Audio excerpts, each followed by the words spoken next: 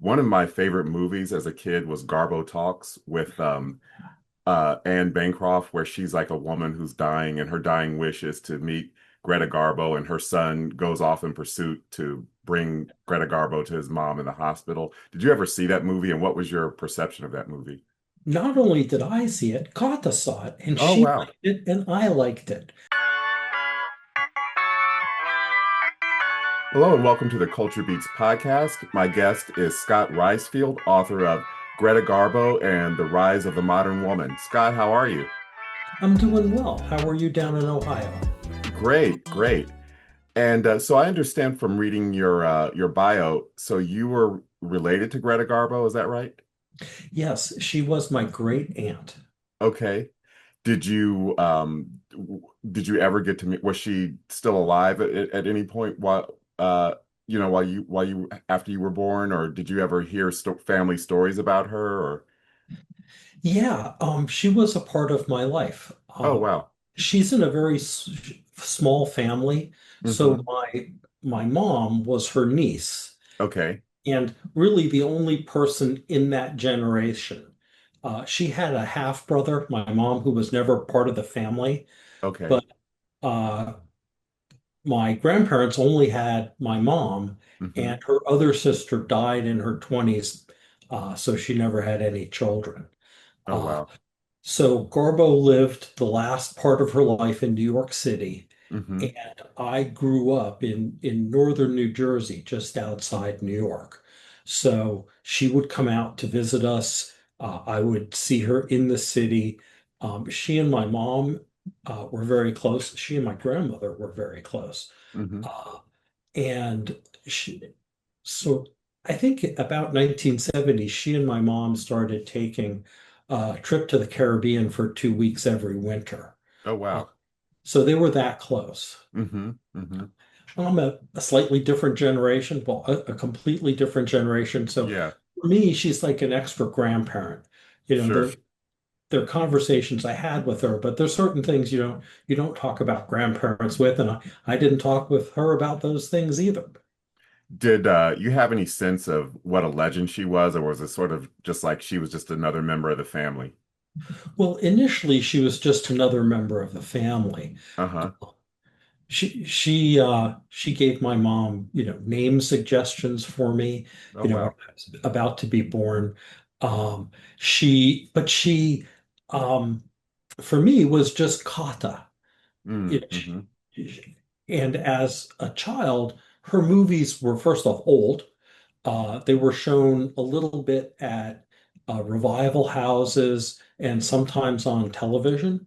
Um, but there was no Star Wars kind of event. Yeah. So it wasn't until I was like middle school that I realized, like, oh, she'd been like this actress. And Okay. it actually wasn't until college that I understood what Garbo meant to people. Mm-hmm. Uh, she had gone on vacation with my mom, and there was a paparazzi that took photos of them down on an island called Barbuda in the Caribbean, and they Mm-hmm. ended up in People magazine. And Wow. and my mom's name is there, in the magazine. So I'm sitting in calculus, and some guy walks in and sits down next to me and says, "I saw your mom in People magazine," which certainly not was how I was expecting to start class. Uh, Yeah.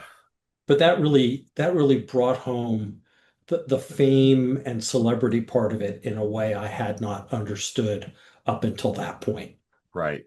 And Kata was her nickname, Greta Garbo's nickname, or Yeah, nobody in her family ever called her Greta. Maybe she okay. didn't like Greta. She was from childhood Mm-hmm. Kata. Mm-hmm. And she was from Sweden originally, correct? Yeah, she was born and raised in Stockholm. Okay. Did your family have a connection to Swedish culture, or Yeah, did you my grow up mom with? was born in Stockholm. Oh, okay. So she didn't move to the United States until World War II had started. Okay. Arbo, even while she was working in Hollywood, spent years in Sweden. She would leave Hollywood for a year, uh, come, to go to Sweden, come back, make a couple of movies, and leave for another year. Hmm. Uh, in the later stages of her career, she's making a movie a year on average. Yeah. Which was So, actually kind of not that prolific back then, right? no, not at all. Yeah. And there were a couple of reasons for that. She had pernicious anemia, so she Mm. had significant health concerns. Hmm. And she invested a lot in each film. And in the later part of her career, she's almost working like an associate producer. She has veto over everything. Um, and the scripts have censorship issues. So they have to carefully construct a script to Hmm. get through the censorship, but still tell a feminist story of an interesting woman with romantic problems or a woman in a leadership position. Uh, but even though she was working in Hollywood, when during the war, my grandparents came to the United States because of the war. There was a fear that Germany would invade Sweden, Hmm. and because Garbo was not pro-German, that they would seize her assets in Sweden. My grandfather and Kata had a farm they owned together. Hmm. So they sold that and moved to the United States. And during the war, I have a letter she wrote to my grandmother in which she says, yeah, I want to go back to Sweden after the war. We'll buy another farm. I'll make movies. Um, so, Sweden was important to her. I think when she returned after the war, either she realized she had changed or Sweden had changed, and she chose to stay in the United States. Right. You talked about how involved she was behind the scenes with her movies. Did you get a sense either from, your interactions with her or from writing this book or from talking to family members of how unusual that was for a woman to do that? And what was it difficult for her? Or because she had star power, did that make it easier for her to take more control? Well, yeah, I mean, she came to the United States on a 3-year contract Okay. With um, MGM or with MGM, but that uh-huh. was very unusual. And she had actually signed a 5-year letter of intent with MGM Okay. based on her first movie, literally one movie. Um, but she was underage. So Hmm. when she came to New York, the letter of intent was not enforceable. And what she wanted was actually she wanted a 1-year contract. And MGM was like, we can't do a 1-year contract. They settled on a 3-year contract. And MGM more or less immediately regretted signing her to a shorter deal. Um, and after she'd been working for a year and a half, they basically froze her out. Unless she would sign a 5-year deal, they would give her kind of second-rate roles. And Hmm. when they cast her in the first second-rate role, she walked out. And she was not working for about 5 months. And then she signed a new 5-year deal. And the story of those negotiations could be a podcast in and of itself. I'm But sure. Yeah. she signed a 5-year deal. So for 5 years, she filmed whatever film they queued up for her. She had negotiated just doing 3 films a year because Hmm. she didn't want to do four. But they paid her as if she was doing four. Um, and I think while she didn't have as much control of her roles for those 5 years, Thalberg used her cleverly. He understood who her audience was, which was middle-class women, Hmm. and he made films for them. And she liked making most of those films, I think. But when that 5-year contract ended, she started doing deals for 1 or 2 pictures at a time. And that's when she had control um, of things like the director, the co-star, which project she was doing. The first of those films was Queen Christina, and she brought the project to Thalberg, you know, the treatment. was done. And, she's telling him, this is what I want to do. She actually wanted the right to make it in Europe, which Mm. she didn't actually do, but she considered it. So she worked within the studio system because that's the way you made films then. There really wasn't much of an independent Hollywood. Um, but she was I wouldn't say she's the only person calling the shots. She wasn't an Orson Welles kind of Hmm. person, Hmm. but she was definitely part of the team that ran her career. She definitely sounded like she was ahead of her time because even today you hear women talking about how few roles there are, few substantial roles there are for women, and how still there's still so few women behind the camera in really prominent roles like being a director or a producer. So it's amazing that many years ago in that era that she was able to have so much control. I do think that her life, looking back, uh, says something, I think, for women today. I view my book as a women's history book about an interesting woman who Hmm. was breaking barriers. Hmm. And on top of that, in her roles, because of the way she acted, people could relate to her character in ways they couldn't with the sort of older, more vaudevillian kind of acting. Hmm. Her acting, which she brought to Hollywood from Sweden. Sweden, they're making plays, written by Strindberg and Ibsen. It's very Hmm. naturalistic, Yeah. very modern, very, much psychological. And that's not what Hollywood was when she arrived. She came with that, and she was lucky because they had just changed, film stock, so close-ups were better and things like Hmm. that. But she brought that um, film as an imagining of a reality with real people, which is common today. But I go back and I look at her in her first silent films kissing her co-star compared to other couples kissing in other films. It's just more real.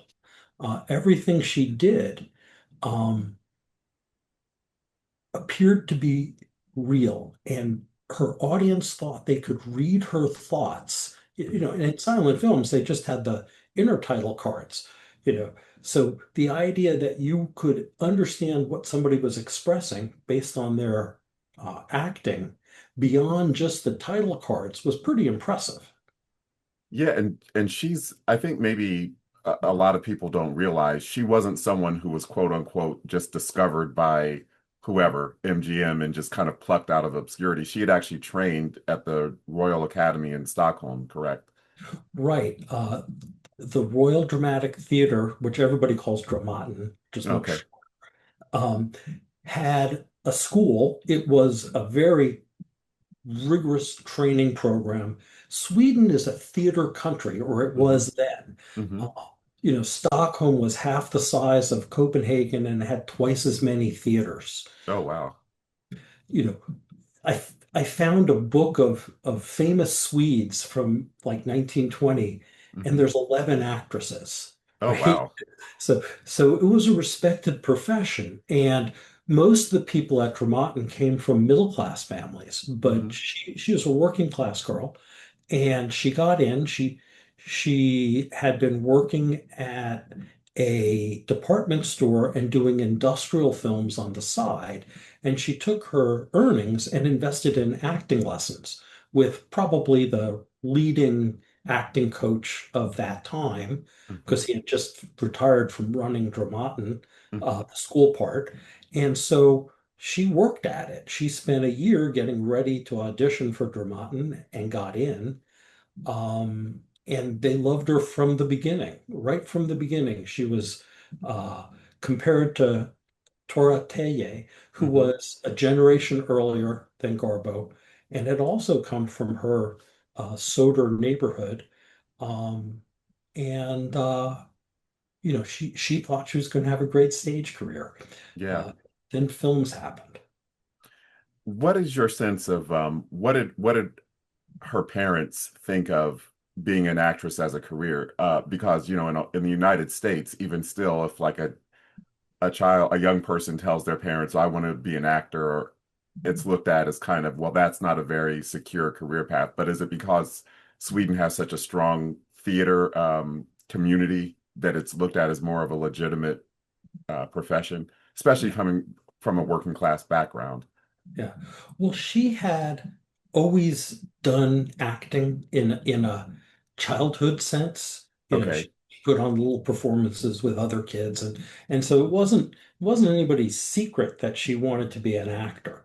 Okay. Uh, and her family supported her. Now, her father had passed away Okay. uh, when she was a teenager. And so it was just her mom and her brother and her sister who, they were all working and she was working. Mm-hmm. And she stepped away from that to do theater and they supported her. So Dramaten, when you're a student, they didn't pay you. Okay, there was no tuition, but they didn't pay you, which is why so much of the class was middle class or above. Oh, right. So she had made some money um, working in industrial films. She had Mhm. money from working at the department store. But in addition to that, her family supported her. So, yeah, I mean, they were a very tight family. It was kind of, I think, sort of a follow your dreams kind of Mhm. family. And that's what she wanted to do. How much do you think her looks played into her success? Because she's known as this, glamour icon. I mean, it didn't hurt that she was a very beautiful woman, I'm sure. I think that helped. Yeah. I think it was in some ways more her carriage, the way Okay. she uh, walked and interacted with people. She had impact on people. Hmm. And some of that was her looks. But in a Hollywood sense, she was not considered beautiful. She wasn't Interesting. pixie-ish enough. Garbo actually transformed the idea of beauty in America. And there's a fascinating photo shoot in Vanity Fair from I think it's 1932, where they show seven actresses who have totally changed their hair and makeup to look more like Garbo. Wow. Wow. And this is the 100th anniversary of her first MGM film, right? Yes, Torrent. And yes, that was a silent film, correct? yeah, So how was she able to make the transition from silent films to talkies, as they call them, not being a native English speaker when so many native English speakers didn't make the transition? yeah. I think there are two aspects of it. One is MGM and she, I would say it was sort of a combined decision, waited. She was one of the last people to transition. And that allowed them to work out a lot of the technical issues. Then they found a story of a Swedish immigrant woman, right? So she has to have an accent, Oh, or right. Yeah. it certainly doesn't hurt. And in fact, I read somewhere where MGM was saying we actually had to get her to speak in more of an accent because Uh, we wanted. Um, but I think as a naturalistic actor, sound actually just freed her to do more. I mean, by the time she's into film three, she's one of the stars. mm, With sound, she becomes the transcendent star. Um, so it's right after that. I used how often an actor was mentioned in Photoplay magazine as sort of a proxy for what now would be like a Q score or something hmm like hmm that. Because those magazines wrote about what their readers wanted to read about. Yeah. And not to interrupt you, but just in case people aren't familiar with Q score, that's like a popularity score that like television and it just basically rates celebrities on how popular they are. Yes. Yeah. So with sound, so if you had more than 100 mentions a year in Hmm. photoplay, you were a star and one of the people they wrote about. There's one year she had 700 mentions. Oh my God. You know, um, she had over 300 mentions, like four or five times. And quite frankly, for anybody else to reach 200 was an incredible accomplishment. I think it's hard to understand now how transcendent a star, how complete her dominance of women's self-perception of themselves around the world was. The only thing close I can think of today is Taylor Swift. Yeah. Right? She's like, completely different way you communicate and different art and all that, but it's the same kind of incredibly dedicated fan base that's everywhere. That's what Garbo was. And she was that because she represented what a modern woman could be, you know, uh, in independence and sexuality. Um, and so people just followed her. I think it's kind of ironic that she was so famous before the internet, before so many things that we have now that promote celebrity, but she became famous for being aloof and kind of mysterious. Was that intentional from what you gather, or I mean, intentional as like, oh, I'm going to create this air of mystery about myself, or was she just sort of a reclusive person and didn't like attention when she wasn't on screen? Yeah, I think there are two parts to that. One is, you know, if you're already more mentioned and more followed than even your most successful alternate actor, Yeah. what do you need more publicity for? Also, when she traveled, and again, she's going to Europe and coming back for films, she would always give interviews dockside, well, actually on the boat, right? So when she arrived in New York, she would give an interview, which was an interview. It just wasn't one with the Hollywood press. So it Okay. appeared in different media, right? It'd be in the New York Times or New York Post or, all the other papers in America, not in photoplay. And it's interesting how that got perceived of as, well, you're not talking to the media. Well, Hmm. she is just doing it differently. But I think, yeah, she was a private person. She wanted, she didn't necessarily want celebrity. She wanted to be an actor. A slightly Mm-hmm. different thing, though, Hmm. let's face it, in the real world, it's hard to separate them if you're a good actor. Yeah. It just comes with the territory. I think she wished it hadn't. Uh, and, so there's that, but then because she represented a very liberated woman, when American society became more conservative during the Depression and Hmm. World War II and the McCarthy era, those people who were now commenting on the culture, quite frankly, did not like everything she stood for. Right. And the conservative, columnists would take shots at her because of who she was.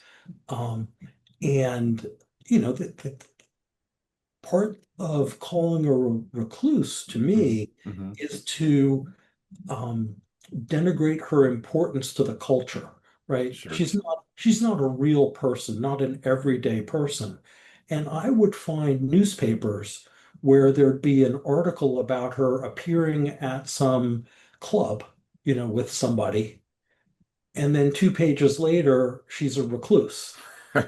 So, which is true. Yeah. Uh, it's a Walter Winchell actually tried to shake her down for an interview Hmm. and told her if she didn't come on his show, uh, he would speak ill of her.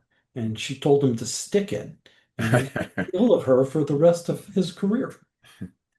I think from how you've described Garbo, it's like she's like the quintessential star, like that indefinable star quality, because it seemed like no, whether she chose to do interviews or not, it seemed like the public was intrigued with her. I guess the only maybe a modern day kind of comparison I can think of is Helen Mirren.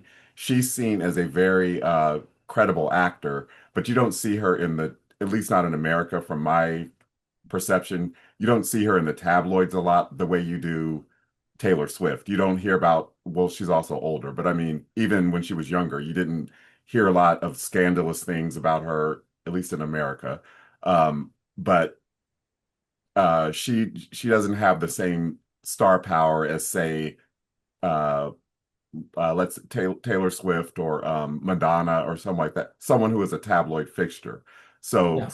so Garbo was both a celebrity and an actor's actor, it sounds like. but she didn't want the celebrity. She just wanted the to be a to do the roles that she wanted and to do them the way she wanted. Yeah. Well, it's interesting because I thought about, who would be similar today, and I came up with Jodie Foster. Right? Yes, yeah, Jodie Foster does her thing, lives her life. She comes out and does PR for her movies, yeah, and then she goes away. Garbo, in her own way, if you will, did PR for her movies yeah. in a sense, and she wasn't clueless to the power of PR. Uh-huh.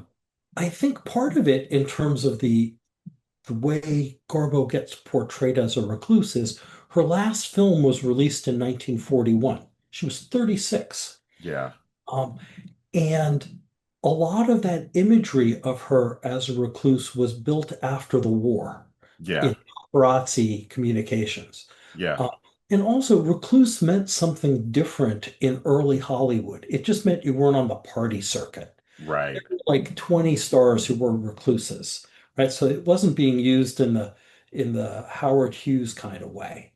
Uh, right. and she didn't really do the party circuit. I read a Joan Crawford biography just recently, and she showed up at this one place once a week to be seen. Yeah, Definitely not Garbo. She'd show up randomly when nobody was expecting her, just right. because nobody did, I guess. Yeah. Uh, but she socialized with a couple of circles of friends, Mm-hmm. and they tended to be, quite frankly, rather intellectual. And they were um, anti-fascist, Mm-hmm. uh, and so in some ways, she was interesting socially, just within a kind of limited context. Right. And there's that famous line of hers, I want to be alone. Do you think that sort of became kind of like people confused that line with her, like real her real persona with the screen persona that said Yeah. that famous line? Well, she did deliver it in a movie. Yeah, yeah, But I think that, yeah, it fit with the story that was being sold.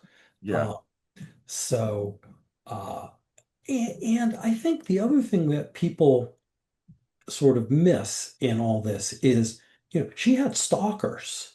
Oh yeah. So you don't think about that for stars back in the 30s. Um, and they didn't live in kind of this parallel star universe. Mm-hmm. You can be a celebrity now and like never meet real people. Sure. Uh, and not only was that virtually impossible in the 30s, she had no interest in it. I mean, what she's known for, I think, sort of to counter that recluse thing, is just wandering the streets of New York.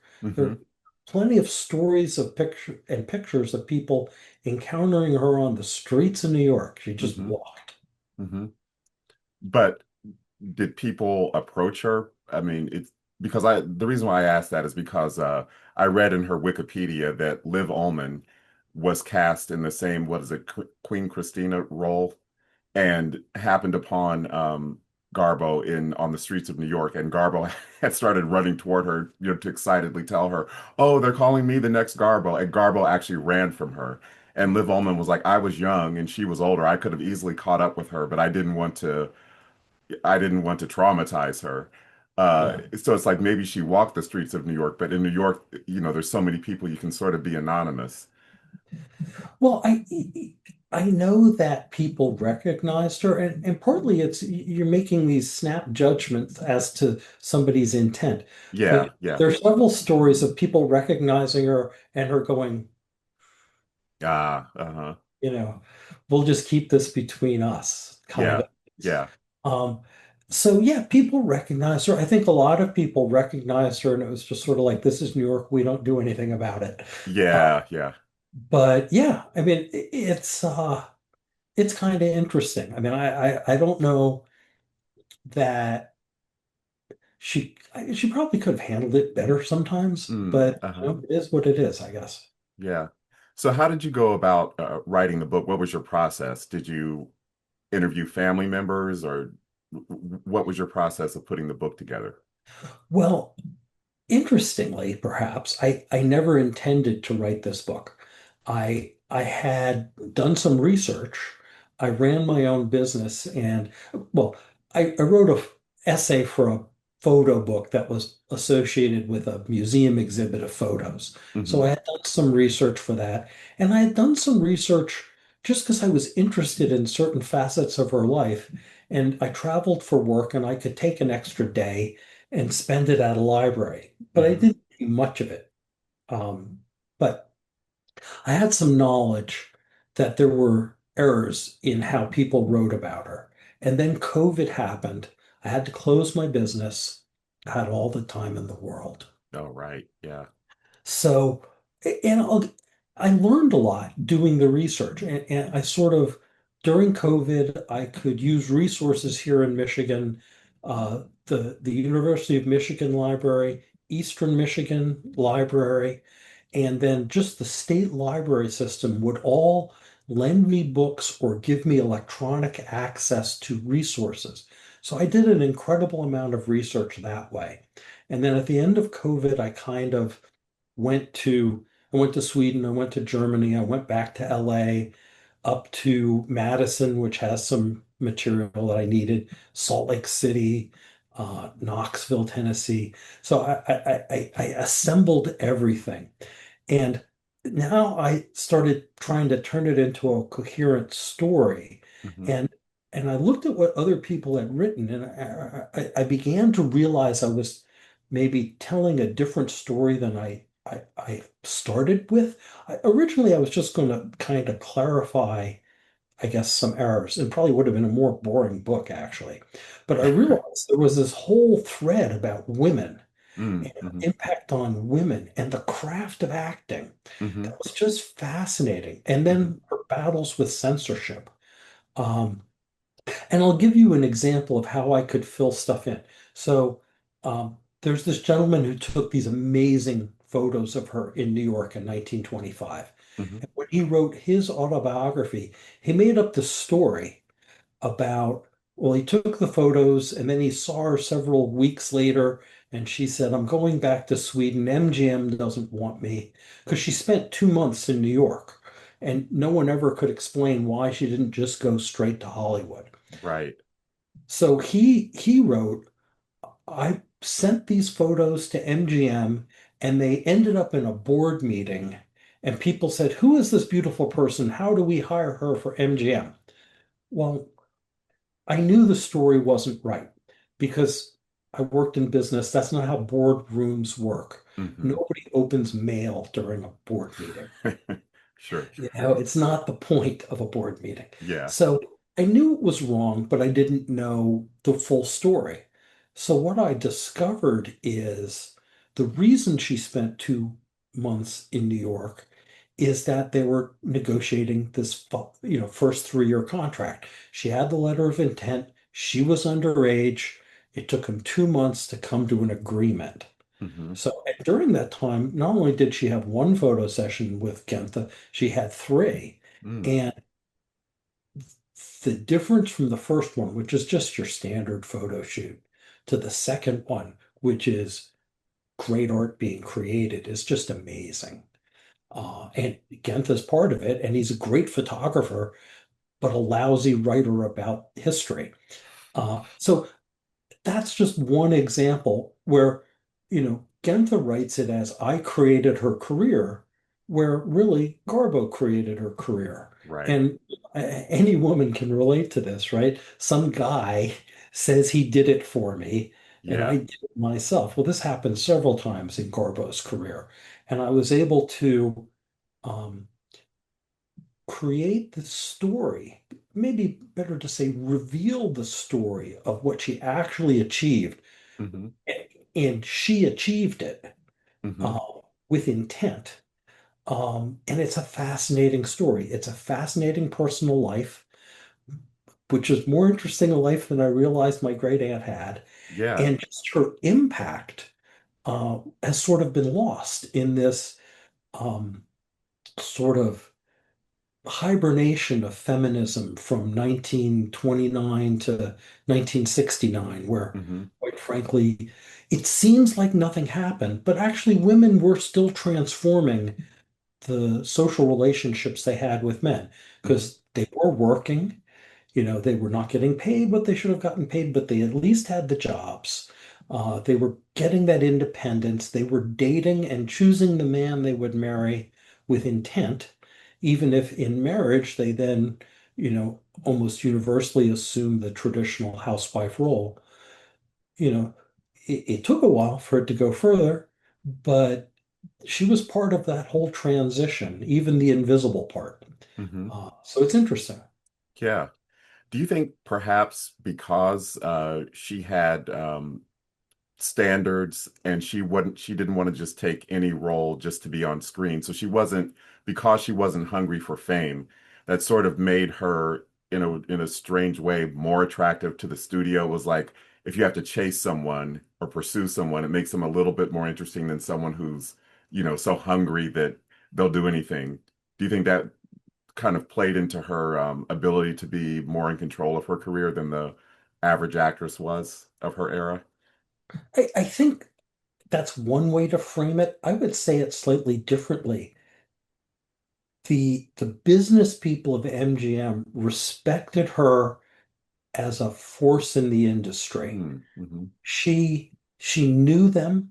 I found this interesting uh, story someone told about Garbo and John Gilbert and Louis B. Mayer and Irving Thalberg sitting around talking before going to a screening of somebody else's film.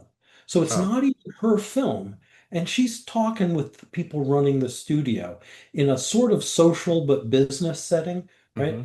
Mm-hmm. You work in an office, you talk with the people in the office. Sometimes you talk with the boss and he asks you how your family's doing or whatever. And Yeah. it's personal, but it's work, Mm-hmm. right? So she's having those kinds of discussions. Wow. And what do you think is maybe one of the biggest misconceptions about Garbo? That she walked away from film. Mm-hmm. Her last film was in 1941. It was censored. Uh, Right. it was condemned by the Legion of Decency, and they recut it and kind of, I think, changed the flow of the story. I would love to see the original version before it was cut. Mm-hmm. And they inserted a scene that sort of subverted the whole plot. Um, she gets married. Her husband, she's the country girl. Her city boy husband returns to New York and she's afraid he's going to, take up with an old girlfriend or something. So Uh-huh. she goes back to New York and pretends she's an imaginary twin sister who is, very urbane. Mm-hmm. And so they made Melvin Douglas figure out through a phone call he overheard Mm-hmm. that they were the same person right at the beginning of the film, Uh, which kind of eliminates the whole point of the film if he yeah. already knows, Yeah. right? So, and then there were some other edits. So she immediately signed to do another film with MGM that did not get filmed. She was going to make a film called The Girl from Leningrad. Mm-hmm. The man who was going to produce it died of a heart attack. Louis B. Mayer canceled the film, uh, and that was that. She There's a great set of stories because both Katharine Hepburn and George Cukor tell the story of those two and Garbo sitting with Louis B. Mayer, pitching him on Morning Becomes Electra. I Hmm. mean, could you imagine that cast? Uh, Yeah. Cukor as the director would have been pretty interesting. Yeah. He turned them down. And it's an earlier film. That's not where maybe the world was in 1943, 44. Mm-hmm. But there's a set of projects that she signed to do that didn't get made. Um, she signed the last one I found, she signed to make The Miracle in 1955. Mm-hmm. And it didn't get made. And it would have been an interesting project. It was going to be it got conceived of several ways, but the original way was as a television Easter special that would run every year. And, um, it was going to be a very wordy kind of play film. Hmm. Uh, and they had trouble getting funding. They had trouble getting script approved. It got transformed into a CinemaScope spectacular, and she just walked away from it. Do you have any sense of why you sort of just went into why that one project didn't get made, but why were these series of projects, why did they never come to fruition? Yeah.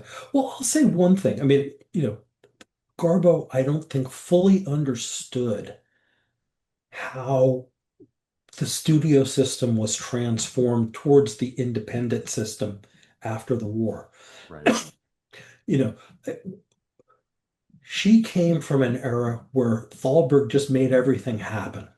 Oh You yeah. know, the censorship issues, the production code administration, if Thalberg said it wasn't going to do X, they believed him and it didn't do X. When she got into this more independent era, there's not the trust that these institutions, I'll call them, have with each other because Hmm. there's no Thalberg. Hmm. So when Walter Wanger proposes a script, the PCA just shreds it. He doesn't really have an alternate script. He's trying to find money to fund his project, but he can't quite put the funding together because he can't put the script together. And I don't know that Garbo fully understands at the point that this is happening, what's happening around her project, because she's used to the studio just sort of taking care of everything. Right. Uh, so partly, I think sometimes she didn't fully understand how precarious some of these projects always were. Right. But inevitably, for most of the projects, it's a censorship issue. Hmm. I think with Morning Becomes Electra, Mayer probably said, "I don't see how I'm going to get this through censorship." Hmm. She wanted to do the importance of being earnest, Hmm. not the important wrong Oscar Wilde story. The Picture of Dorian Gray Okay. Uh-huh.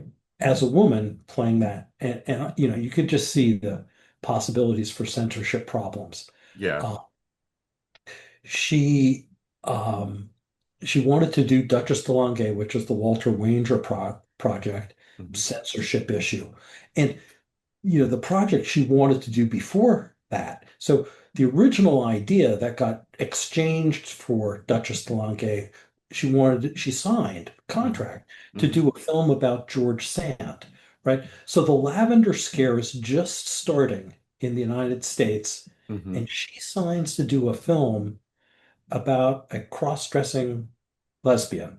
I mean, Mm. she's making her political statements with what the role she's choosing, Yeah. Yeah. and they're not getting filmed. Right. Uh, Right.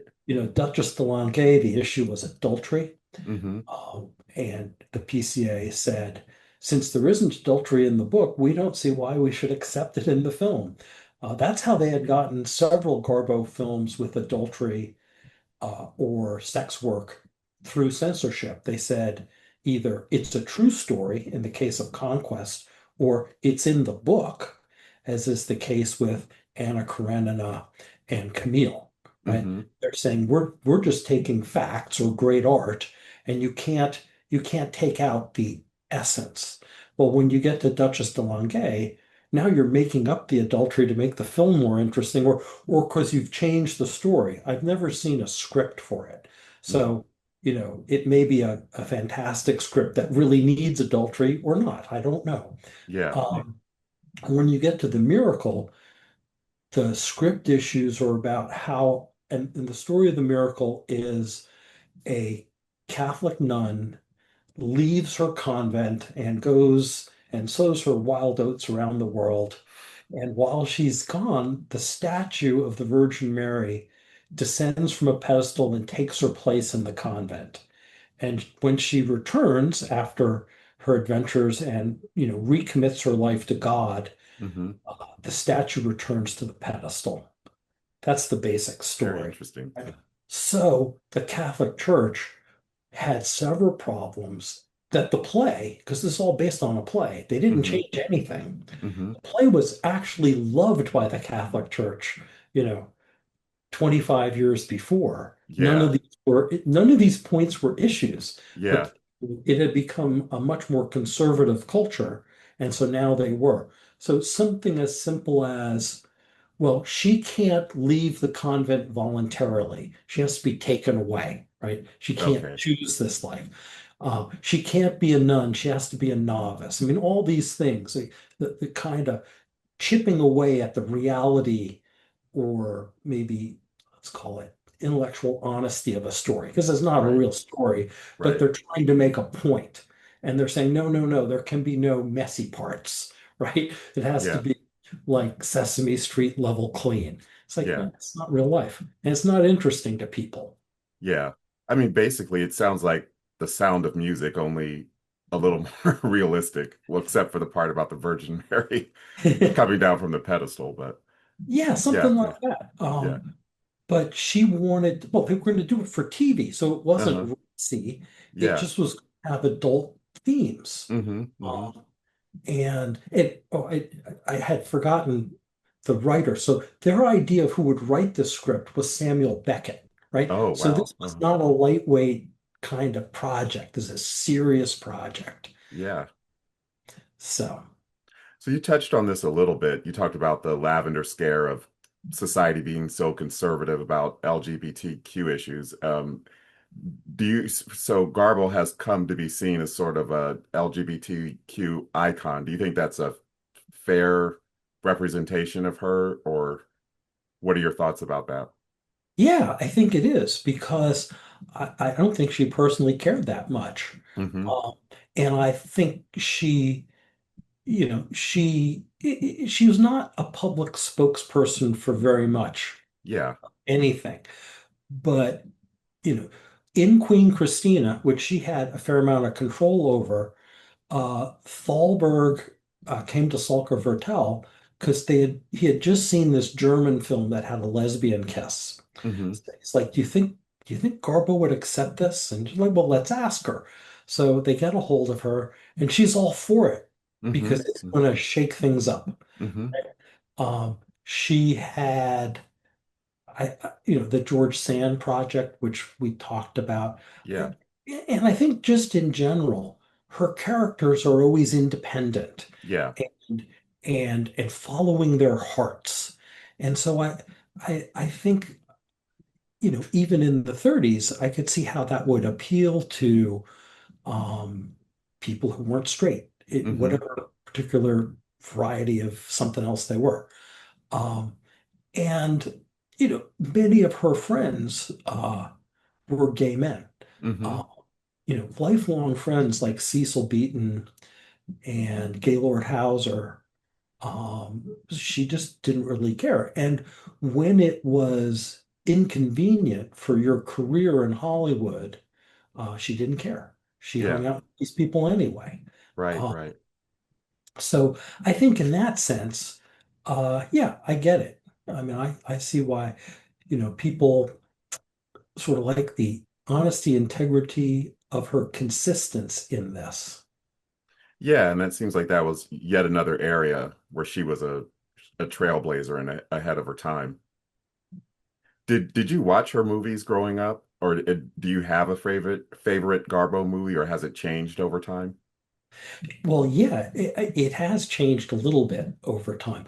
I did see some growing up, uh, and I maybe had a different appreciation of movies as a child. Silent movies didn't do it for me Yeah, as much, though. Now, I actually view silent movies as different from sound film, as opera is different from theater, it makes right? sense. Yeah.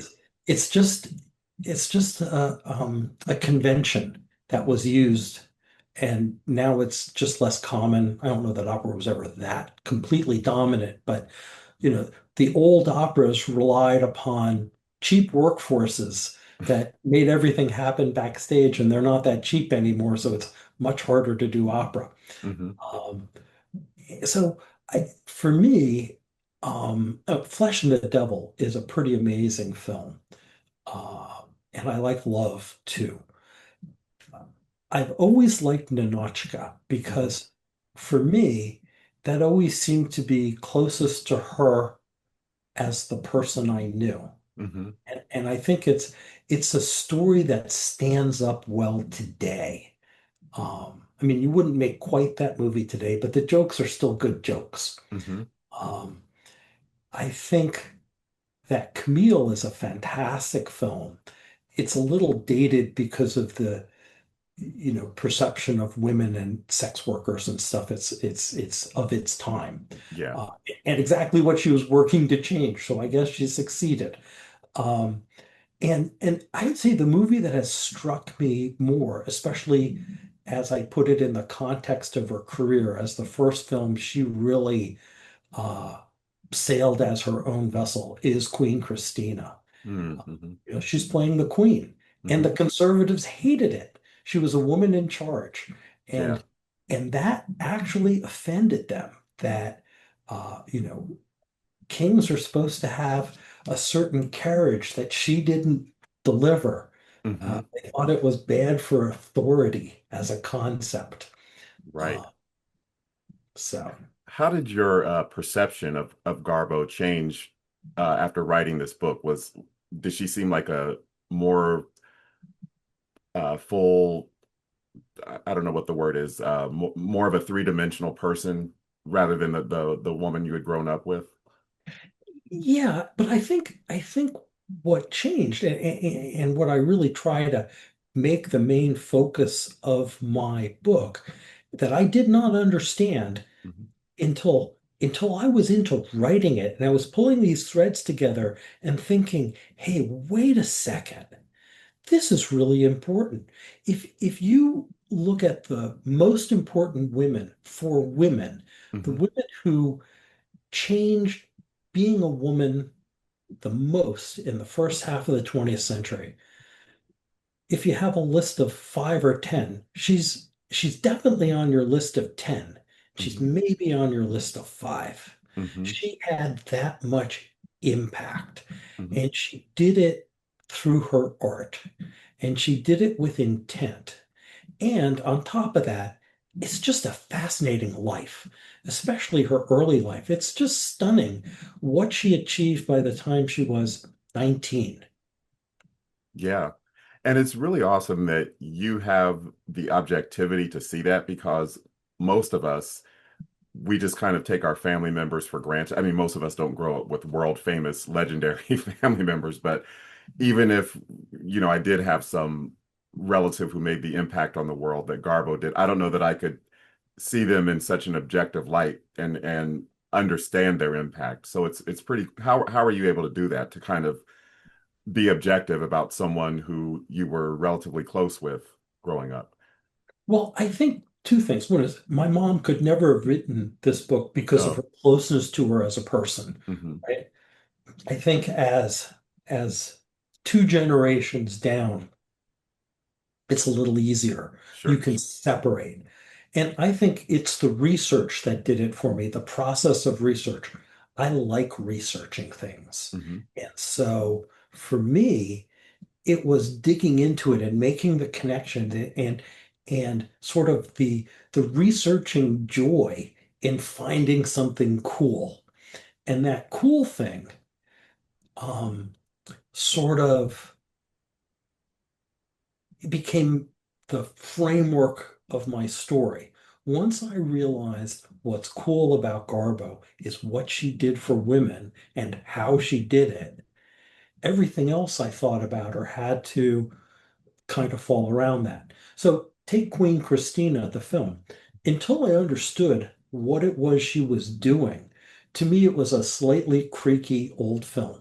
Hmm. And it still is a slightly creaky old film, but it is so feminist and so about female leadership and also about following your heart. Antonio dies and she just sails off Yeah. to some future.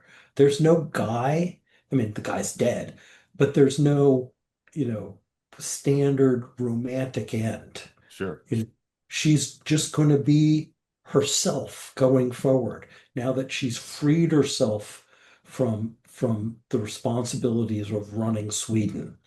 And it's a pretty interesting um, story. In Queen Christina, everybody sort of focuses on the last scene, which is stunning, where she's just staring out from the prow of the ship. But Hmm. the lead up to that, when Antonio dies and she's, you know, kneeling over his body, she looks up and you can see, and this is great acting, you can see her settle in on kind of a vision of her future. Like her face just transforms itself into a seriousness. Hmm. And it's sort of like, wow. And so these are the sort of things that I think, um, I see that I didn't understand how transformative her acting was, right? I Yeah. knew she was a famous celebrity actor, but I didn't understand how she had transformed acting, right? So all these pieces coming together, I think, gave me this picture I didn't start with of of a really stunningly amazing and impactful person. Hmm. And it kind of overwhelms my personal relationship with her. I actually bring my personal relationship in with her because I know people want it. Yeah. Uh, it's actually not that important to her life or mine, but I realize that's not what people care about celebrity, and they want to know what my personal interactions with her were. And I can do that. But, at the end of the day, she was like an extra grandparent. And Yeah. while I can talk about all my grandparents, I can talk in more depth about my parents, right? So, Hmm. Hmm. it's always that generational space that I don't seek to overcome. I know it's there, um, but I think that makes it easier for me to step back and just write it as a biography, Right. uh, or maybe more a women's history story. Hmm. Hmm. Scott, you've been so generous with your time. I just have one additional question. One of my favorite movies as a kid was Garbo Talks with Anne Bancroft, where she's like a woman who's dying, and her dying wish is to meet Greta Garbo, and her son goes off in pursuit to bring Greta Garbo to his mom in the hospital. Did you ever see that movie, and what was your perception of that movie? Not only did I see it, Kata saw it, and Oh, she wow. liked it, and I liked it. Wow. It's a good movie. Hmm. So Do you know, did the filmmakers ever approach her about maybe doing a cameo at the end? Like actually, because they show, an actress coming into Anne yeah, Bancroft's hospital room. I Do you don't know? know the answer Okay. to that Okay. question. People asked her to do a lot of things. Sure. Um, the, my favorite of all of them, which she thought was a hoot, but she never did it. American Express used to run this thing where you couldn't tell who somebody was, and it's like, "Hi, do you know me? That's why I carry the American Express card." Have you ever seen any of those ads? I remember the American Express ads. I don't remember that series Yeah. of those ads Well, particularly. somebody asked her if she wanted to, be on an American Express card ad. While she thought it was a hilarious concept, she was not going to do it. Yeah, yeah. That would be. I couldn't imagine Garbo doing any kind of commercial, let alone an American Express ad. Yeah. Yeah. Well, Scott, it's just been fascinating speaking with you. So if people want to get the book, it's called Greta Garbo and the Rise of the Modern Woman. How can they do that? It's on all the normal places you would find a book. You can order it through any bookstore, Hmm. and it's on all the online platforms. Do you have any speaking engagements or signings uh, planned anytime soon? Um, I don't have any on the books. I will try to line some up. Um, I was just at the Columbus Motion Picture Festival and the Toronto Silent Film Festival, Hmm. but I would like to maybe speak at some libraries and other events. I just got a Kirkus review, and so for the library world, they all Yeah. look to see if you got interviewed or reviewed on Kirkus, and I have a very nice Kirkus review. So now I'm ready to go talk to all the library people. Yeah, and film aficionados. I can just imagine people just packing auditoriums because Garbo is still such a fascinating subject, mainly because of the mystery that still kind of surrounds her. Yeah. Yeah. Yeah, I mean, and for me, it's a different kind of speaking, but in business, I was used to addressing, groups of people, so I'm comfortable with it, Yeah. and it's kind of fun. Hmm. It's I no longer have a 9 to 5, Hmm. uh, and so and I want to write another book. I had so much fun writing this book that I've decided to write another of some kind. I haven't figured out exactly what yet, but something. Right, right. If people want to get in contact with you, how can they do that? Do you have social media that they can reach you through or? Yeah, I do have a website, Mhm, www.scottreisfield.com, mhm. and I am on Facebook and Instagram, but I will confess I'm not a great Facebook and Instagram people thing. I appreciate them for what they are. I have trouble um, with the constant engagement. I like to Yeah. dip in every once in a while, Yeah. uh, which is fun. I enjoy Reddit. Uh, on Facebook, I've been on there 4 Garbo sort of fan sites Hmm. on Facebook. I participate in those, and yeah, so that's how you find me. Cool. Well, Scott, again, it's just been fascinating talking with you about your book and about Garbo, and I look forward to reading your next book. Well, thanks, Chris. It's been a pleasure. If you like this video, please leave a comment, share it, and subscribe to my channel.